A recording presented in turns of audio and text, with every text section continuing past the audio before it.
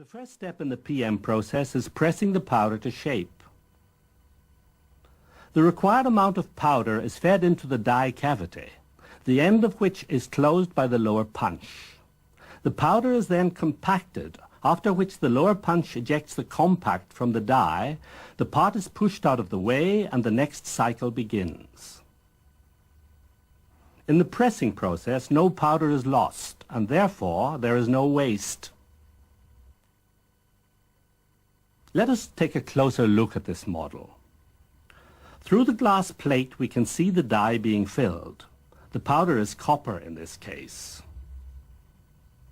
The upper and lower punches now compress the powder mass to about half its original volume. During this operation, the particles are caused to stick together.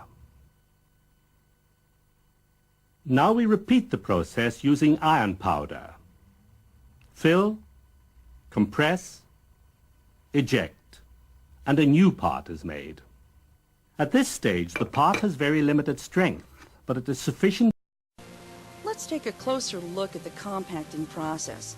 For the better you understand the mechanics of how PM parts are made, the better you will be able to take advantage of the benefits of this well-established manufacturing process.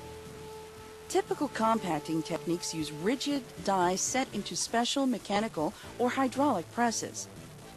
Tool sets are made of either hardened steel and/or carbides.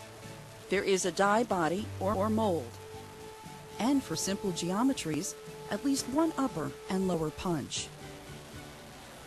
And in some cases, one or more core rods, which will produce the designed-in holes if required. The die receives a charge of blended powder.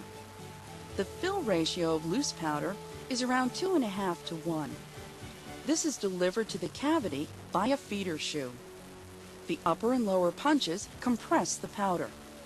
The upper punch is withdrawn, and the lower punch ejects the pressed compact. The feeder shoe, or transfer mechanism, takes the piece away from the die cavity. Then the feeder shoe refills the cavity with another charge of powder, and the cycle repeats automatically.